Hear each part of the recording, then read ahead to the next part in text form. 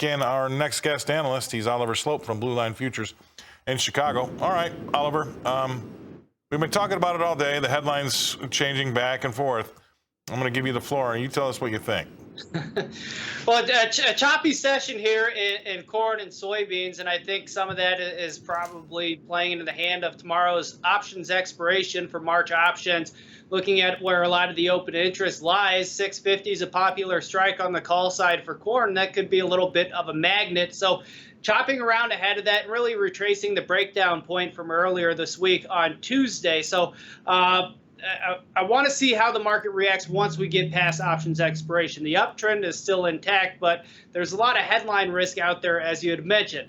Now, on soybeans, $16 is where a lot of the open interest is, so I wouldn't be surprised to see that act as a little bit of a ceiling as well.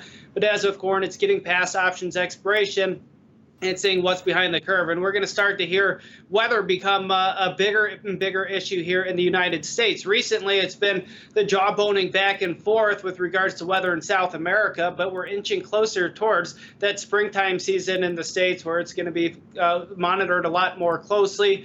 I would like to mention that there is a 3-day weekend as well. And so with a 3-day weekend becomes you take on a little bit more headline risk and uncertainty. And I think that's why the wheat market is holding a little bit more strength relative to what we're seeing in corn and beans, because who knows what's going to happen between Russia and Ukraine over a long weekend. A lot of traders don't want to be short with that uncertainty.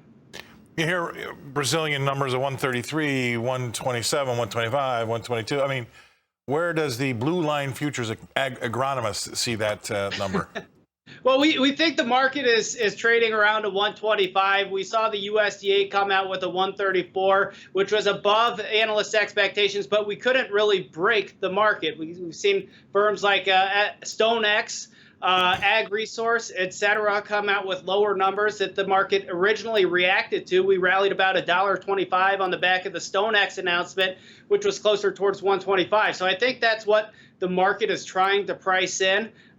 Anything more than that, I think would probably be looked at as a little bit bearish and could trigger some long liquidation. But again, time will tell until we get those reports. All right, stay right there. We're going to go away, pay some bills, and come back and talk livestock with Oliver Sloup from Blue Line Futures in Chicago after these messages.